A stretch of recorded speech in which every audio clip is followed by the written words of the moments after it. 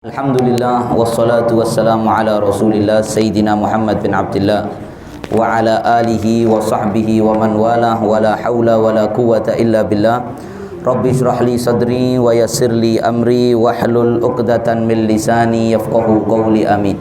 Bismillahi ma syaa Allah la yasuqul khair illallah. Bismillahi ma syaa Allah la yasrifus su'a illallah. Bismillahi ma syaa Allah ma kana min ni'mah fa min Allah. Bismillahi ma syaa Allah la haula wa la quwwata illa billah. Yang saya hormati dan saya muliakan kepada para habaib yang hadir di sini, para alim ulama, para ustadz, para kiai, para hadirin jamaah sholat Jumat semuanya yang dirahmati oleh Allah Subhanahu wa ta'ala. Sebagaimana tadi sedikit sekali lagi, sebenarnya perkara yang dibahas ini kalau dulu nggak penting untuk dibahas ya, tapi memang kadang-kadang agama itu merespon keadaan ya. Agama merespon keadaan. Ulama itu juga seharusnya apa yang disampaikan merespon keadaan yang ada. Mungkin zaman dulu nggak perlu dibahas tentang dalilnya ziarah kubur, tapi ketika ada orang-orang yang bilang orang ziarah kubur itu syirik, maka muncul para ulama mengedepankan dalil dan dasar orang ziarah kubur dan lain sebagainya.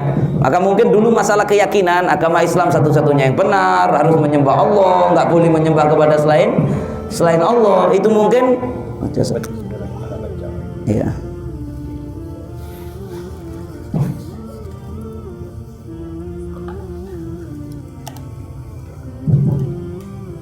Hal seperti itu mungkin maklum dan diyakini semua umat Islam di seluruh penjuru dunia, sehingga nggak perlu dibahas berulang-ulang. Tetapi keadaan berubah di zaman kita sekarang, maka kita melihat usaha untuk kembali mengeluarkan umat Islam dari zona keyakinannya menjadi keyakinan hambar. Saya katakan keyakinan hambar, setengah iman setengah enggak, lagi marak di seluruh penjuru dunia dan termasuk juga di negara kita Indonesia yang tercinta. Maka hal ini juga penting. Kalau masalah yang seperti tadi, yang masalah ziarah kubur saja harus direspon, apalagi ini urusan yang lebih prinsip, maka kita harus merespon dan menjaga keutuhan keyakinan anak-anak kita, keturunan kita. Dan hal ini akan kita saksikan 5-10 tahun ke depan semakin parah dan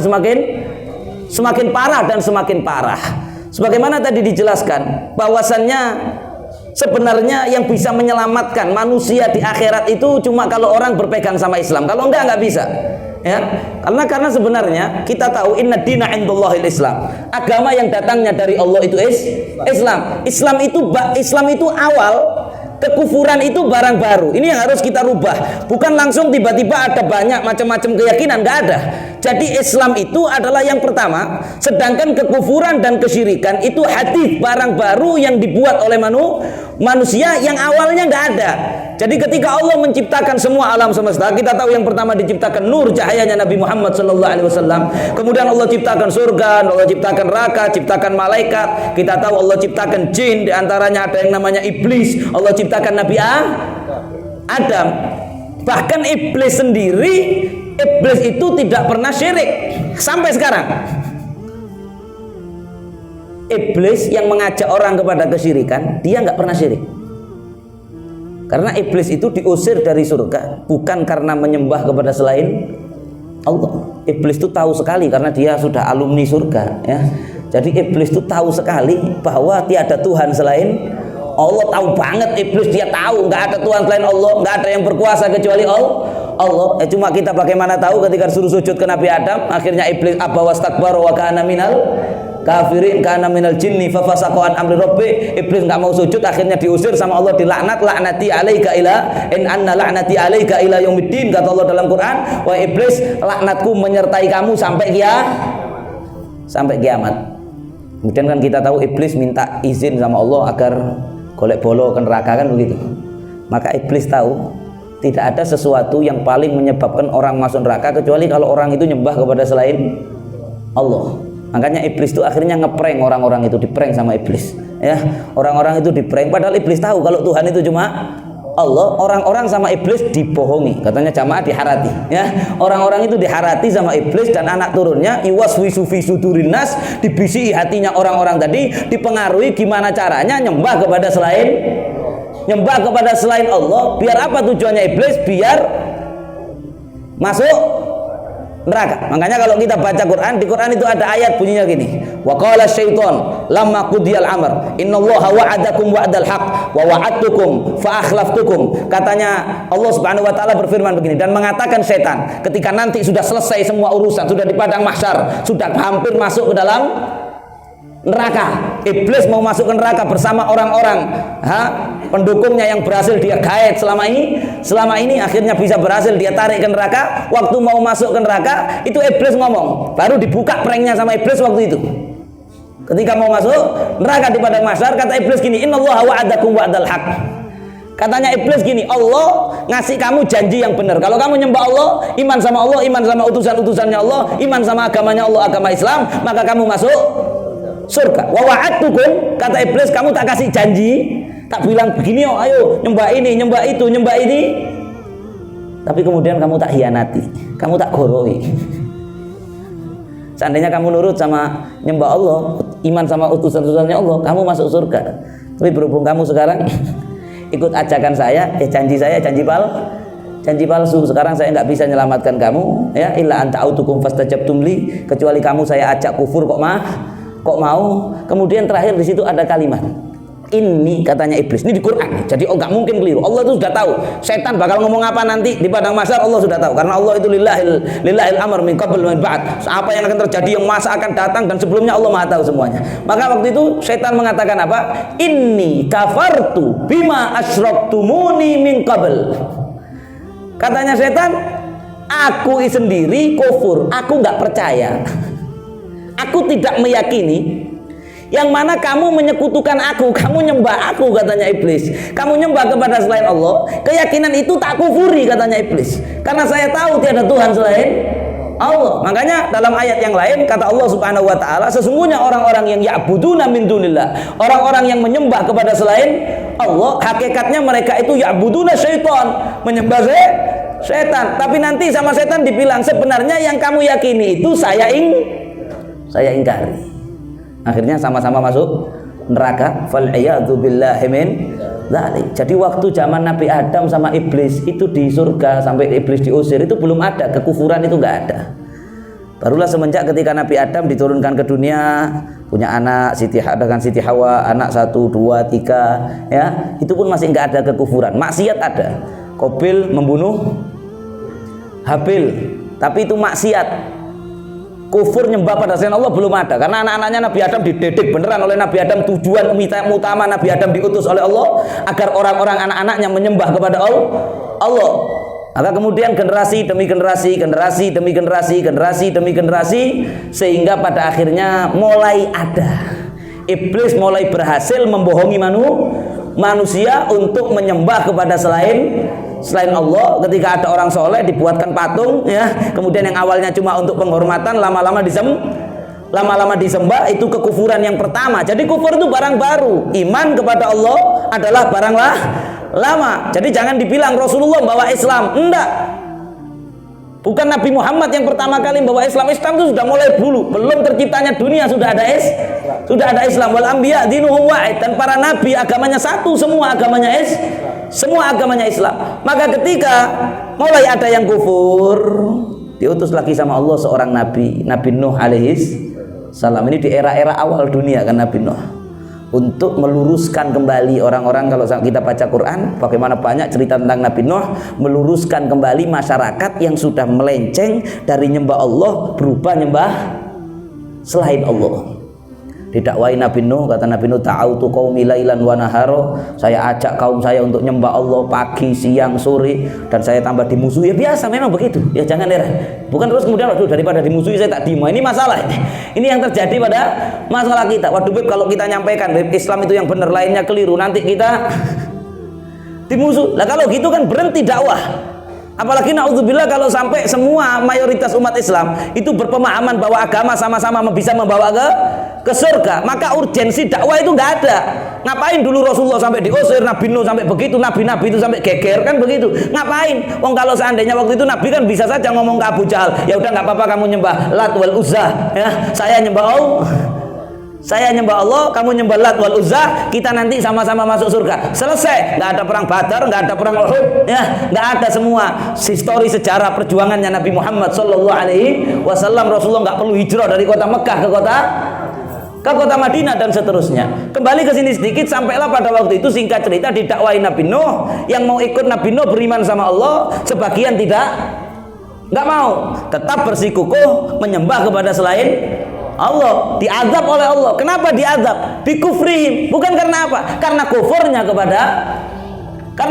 kepada Allah, diazab oleh Allah, ditenggelamkan oleh Allah, diselamatkan orang yang beriman. Ini terus perjalanan dunia terus begitu. Allah nggak seneng, maka waktu itu turun dari kapal Nabi Nuh, nggak ada orang lain kecuali yang di kapalnya Nabi Nuh, iman semua, kekufuran hilang dari muka bumi karena ditenggelamkan semuanya oleh Allah pada peristiwa banjir tersebut. Tapi ternyata dari keturunan orang-orang yang di kapal sama Nabi Nuh ini 10, 50 tahun, 100 tahun, 200 tahun iblis goda lagi. Jadi kita biar melek gitu. Maksudnya anak-anak kita juga, anak-anak muda ini biar melek. Kekufuran itu apa? Iman itu apa? Ini zaman sekarang kabur.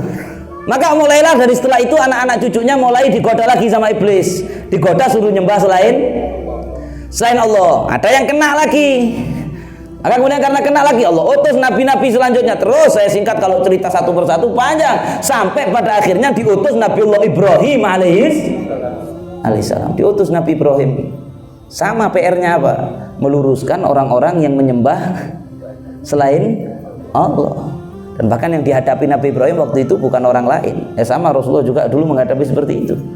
Paman sekaligus ayah angkatnya Azar, yang Nabi Ibrahim besar di bawah asuhannya, itu adalah tokoh daripada ritual penyembahan berhala, bahkan pembuat dan penjual berhala. Dan Nabi Ibrahim hidup di bawah rezim kekuasaan Namrud, seorang raja yang bengis, yang juga sangat fanatik di dalam keyakinan menyembah selain Allah. Apa yang dilakukan Nabi Ibrahim?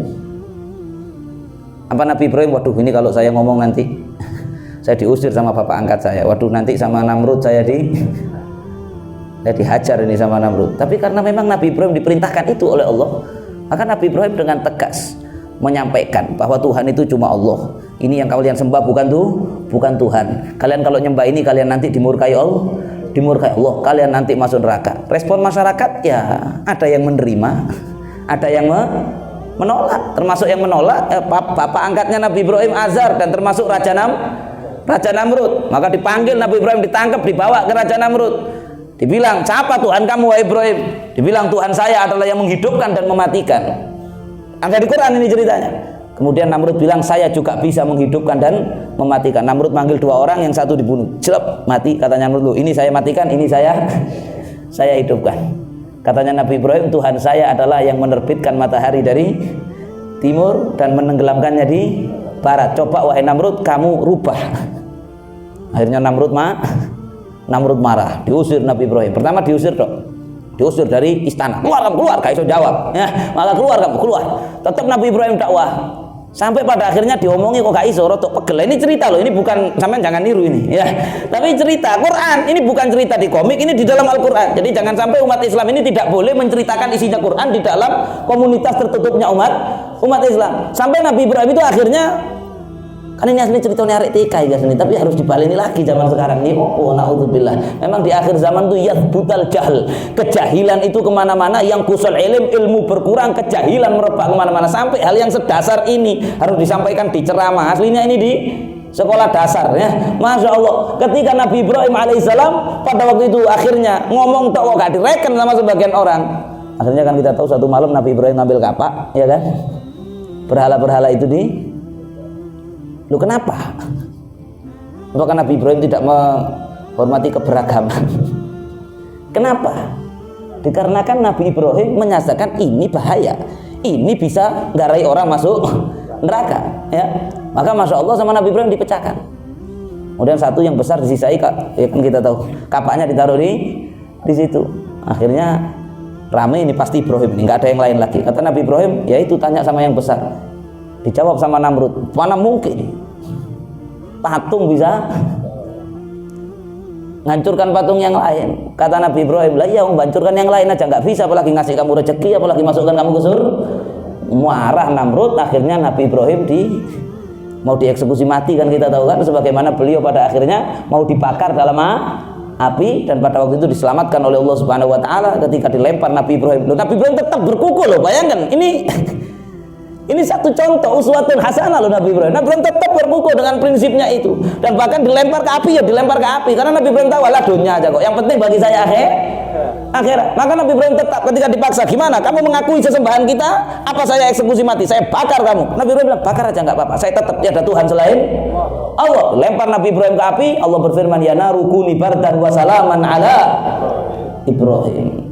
Ya begitulah pada akhirnya yang taat sama Nabi Ibrahim, iman sama Allah, nggak nyembah pada selain Allah, mati sama Allah dimasukkan surga.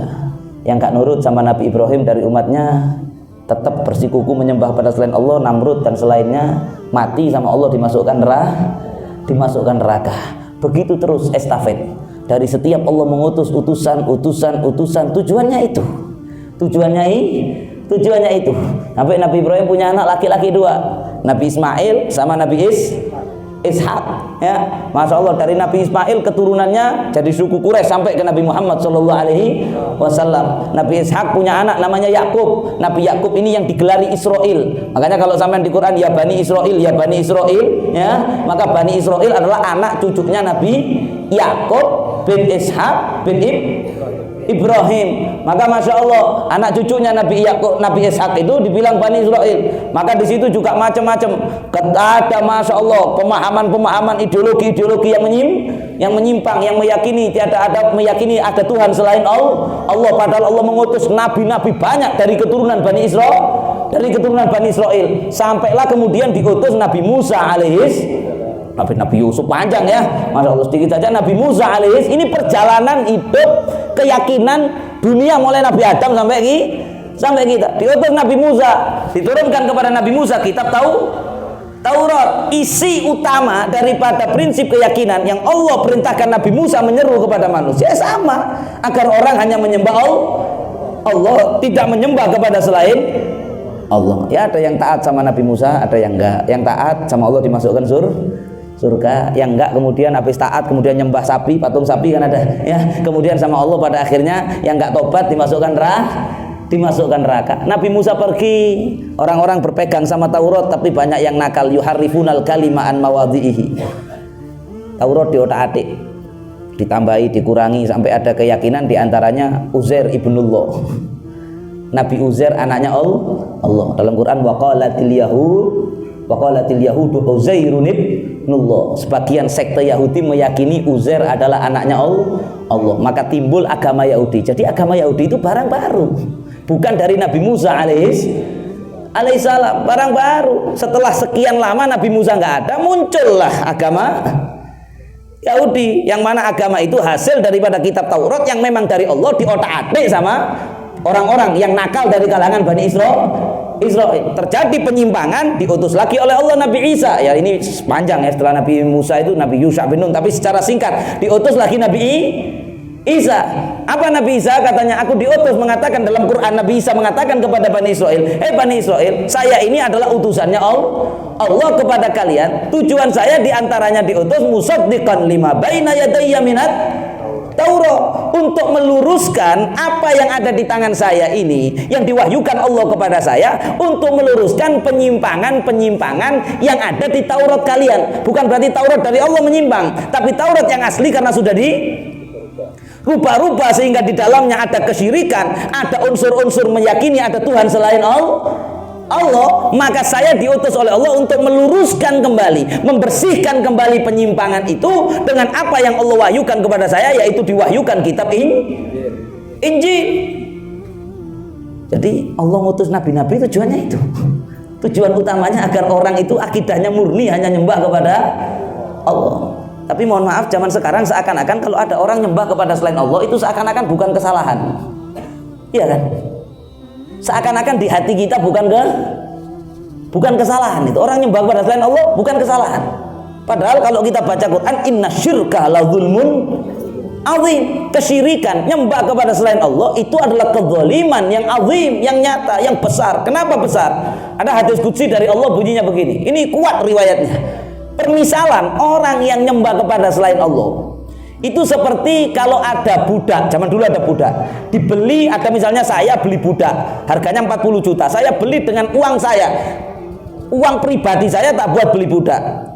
Saya beli budak ini, saya bawa ke rumah, tujuannya saya suruh misalnya garap kebun saya, atau pembantu lah, kita gaji suruh ngerjakan kebun kita atau jaga toko kita. Jaga toko kita, kita bayar pakai uang kita. Lah kalau subhanallah kita yang gaji, kita ngasih tempat, fasilitas tempat tinggal, makan setiap hari. Kok kemudian dia toko kita nggak dijaga, dia jaga tokonya orang lain. Kita berhak marah nggak sama dia? Berhak nggak marah? Salah nggak dia? Begitulah dalam hadis qudsi tersebut permisalan kalau ada orang nyembah kepada selain Allah, yang nyiptakan dia Allah, yang ngasih dia semuanya Allah, yang memberi dia mata Allah, yang memberi alat pernafasan Allah, yang ngasih oksigen Allah, yang ngasih rezeki Allah, semua dari Allah. Sama Allah, wa ma khalaqtul jinna wal insa illa liya'budun, tidaklah saya ciptakan jin dan manusia kecuali untuk menyembahku. Kok kemudian kamu tak kasih rezeki aku, tak kasih kehidupan aku, kok malah nyembah yang lain? Berang nggak Allah memurkainya? Zulum enggak ini? Zulum. Ini yang harus diluruskan ini di dalam benak anak-anak muda, khususnya dari kalangan umat Islam. Maka kembali akhirnya Nabi Isa meluruskan. Sampai setelah itu diutus Rasulullah dari Nabi Isa, nggak ada nabi lagi sampai diutus Nabi kita Muhammad sallallahu alaihi wasallam dari kalangan anak cucunya Nabi Ismail. Yang mana dulu Nabi Ismail juga muslim, Nabi Ibrahim muslim. Mohon maaf, tadi dari Nabi Isa, setelah Nabi Isa nggak ada, muncul barulah ada keyakinan. Ini bukan mau menyinggung agama lain, ini di intern umat Islam, keyakinan kita. Setelah Nabi Isa tidak ada, muncul keyakinan yang meyakini Nabi Isa itu Tuhan, Nabi Isa anaknya Tuhan, Nabi Isa itu adalah maha kuasa sebagaimana Tuhan. Tuhan itu satu dari tiga dari satu. Ini dibantah oleh Allah dalam Al-Quran. Allah subhanahu wa ta'ala berfirman, laqad kafara alladhina qalu innallaha huwal masih ibnu Maryam. Telah kafir siapa saja yang meyakini Isa bin Maryam adalah Tuhan. Walaqad kafara alladhina qalu innallaha tsalitsu tsalatsah. Telah kafir siapa yang meyakini Tuhan itu tiga dari satu dari tiga. Dijelaskan oleh Allah, inna dina indallahil Islam. Agama yang datang dari Allah cuman Islam. Wa makhtalafal ladzina utul kitab. Dan apa yang terjadi perbedaan keyakinan bagi orang-orang yang mengaku menerima kitab, mengaku menerima Taurat, mengaku menerima Injil, kok kemudian ada ajaran agama yang lain dengan agama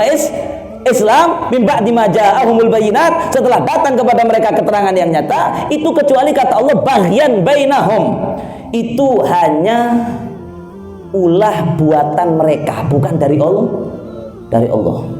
Makanya pada akhirnya semua mengklaim nanti.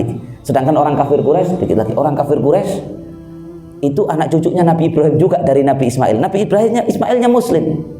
Kemudian setelah beberapa generasi ada satu orang namanya Amr bin Luhai al-Khuzai, ini yang pertama kali membawa berhala ke tanah Arab. Makanya juga bukan berarti orang Arab itu dari sononya nyembah berhala, enggak ya. Tapi ketika Rasulullah diutus memang lagi banyak mayoritas menyembah berhala. Itu sebenarnya yang pertama bawa namanya Amr bin Luhai al-Khuzai. Dia pergi ke negeri barat, kemudian lihat di barat ada orang nyembah berhala, dibawa pulang sama dia ke tanah Arab. Akhirnya mulai daripada situlah virus ini masuk dan merebak di tanah Arab. Orang-orang banyak yang menyembah berhala. Ini Amr bin Luhai al-Khuzai ini beberapa generasi sebelum lahirnya Rasulullah sallallahu alaihi wasallam. Jadi tengah-tengah antara Nabi Ismail ke Nabi Muhammad sallallahu alaihi wasallam.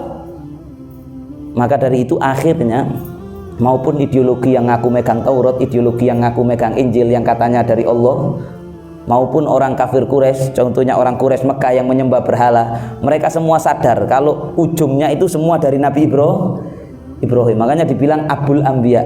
Kalau dibilang bapak dari tiga agama kurang tepat lah ya. Abul Anbiya. Maka dari itu akhirnya mohon maaf orang Yahudi mengatakan Nabi Ibrahim itu agamanya Yahudi. Orang Nasoro mengatakan Nabi Ibrahim agamanya Ibrahim itu punya kita. Kata Yahudi punya kita. Kata Nasrani punya Nasrani. Makanya geger antara Yahudi dan Nasrani. Dikatakan waqalatin nasara laisatil yahud ala syai' wa qalatil yahud laisatin nasara ala syai'. Dalam Quran diceritakan orang Yahudi mengatakan Nasara itu keliru, Nasara mengatakan Yahudi itu keliru. Ibrahim itu adalah agamanya sama seperti kita. Orang musyrik Mekah juga ngomong gitu.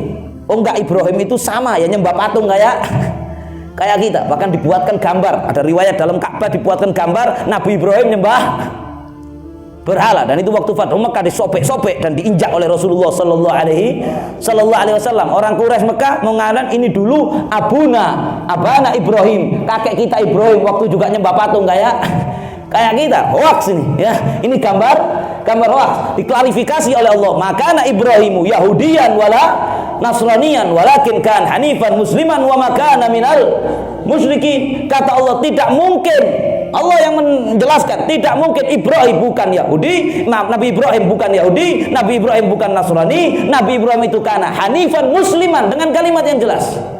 Nabi Ibrahim itu muslim wa makana minal musyrikin, apalagi tidak mungkin Nabi Ibrahim itu musyrik menyembah berhala sebagaimana yang dituduhkan oleh orang kafir Quraisy. Dan ketika kafir Quraisy marah kepada Rasulullah, ketika kafir Quraisy marah, bilang agama yang dibawa Nabi Muhammad ini menjadi beban, menjadi masalah, menjadi polemik, menimbulkan gesekan, ngerepoti agama kamu Nabi Muhammad, kamu diam saja. Sama Allah dibilang, loh, Allah tidak menjadikan agama yang dibawa Rasulullah itu bagi kalian haraj, kan ada ayatnya di Quran. Allah tidak menjadikan agama Islam bagi kalian itu adalah haraj, beban. Itu adalah millata abikum Ibrahim. Kata Allah, jalan yang dibawa Rasulullah adalah keyakinan jalan agama yang sama yang dibawa oleh oleh kakek kalian orang Quraisy, leluhur kalian orang Quraisy adalah Ibrahim. Huwa sammakumul muslimina min qabl wa fi hadza. Kata Allah, Ibrahimlah kakek kalian yang sudah menamakan kalian umatnya sebagai umat Islam min qablu, jauh sebelum Nabi Muhammad dilahirkan. Wa fi hadza, dan Rasul ini agar menjadi saksi atas kalian untuk meluruskan kembali penyimpangan yang terjadi. Khalas. Barulah Nabi SAW diutus oleh Allah Subhanahu wa Ta'ala untuk dalam misi yang sama. Cuma kalau bedanya nabi-nabi yang dulu diutus untuk kaumnya, Rasulullah diutus sebagai penutup para nabi untuk seluruh umat manusia. Misi utamanya juga sama. Misi utamanya agar orang itu hanya beriman kepada Allah, meyakini tidak ada agama yang datang dari Allah kecuali hanya agama Islam, tidak menyembah Allah.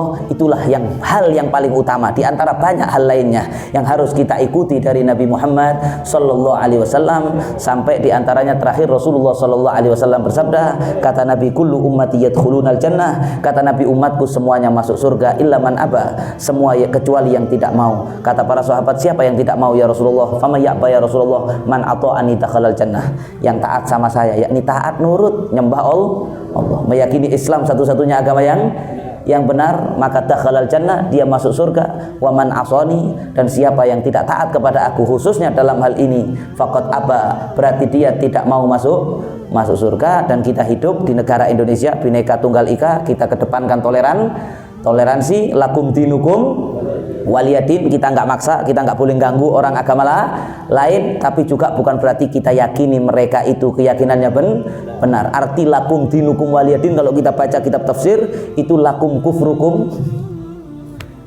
bagi kalian kekufuran kalian, yang kita yakini itu nanti kalau mereka nggak jadi Islam mereka bakal masuk neraka. Wali, dan bagi kami agama yang benar, agama Islam, agama dari Allah. Itu yang kita umat Islam secara intern meyakini. Mereka mau meyakini sebaliknya silahkan, itu hak mereka. Di akhirat tanggung jawab masing-masing. Tapi yang penting keyakinan kita jangan sampai berubah. Jangan sampai misi iblis dan misi dajjal ini berhasil memudarkan kemantapan iman anak-anak generasi umat Islam di akhir zaman. Mudah-mudahan anak kita, keturunan kita dijauhkan oleh Allah daripada fitnah keyakinan akidah. Dan sebagaimana kita mukmin yang sejati, insya Allah anak-anak kita juga terus berpegang dengan keimanan, berpegang dengan nilai-nilai Islam yang luhur, yang luar biasa, tidak terpengaruh dengan pemikiran-pemikiran yang menyebabkan secara tidak sadar mereka keluar dari Islam, kesyirikan, fal'iyadzubillahi min dzalik. Sebagaimana bersama kita dengan anak-anak kita di dunia, bareng-bareng kita nanti di akhirat masuk ke dalam surganya Allah Subhanahu wa taala. Hadza wal afu minkum. Tsumma assalamu alaikum warahmatullahi wabarakatuh.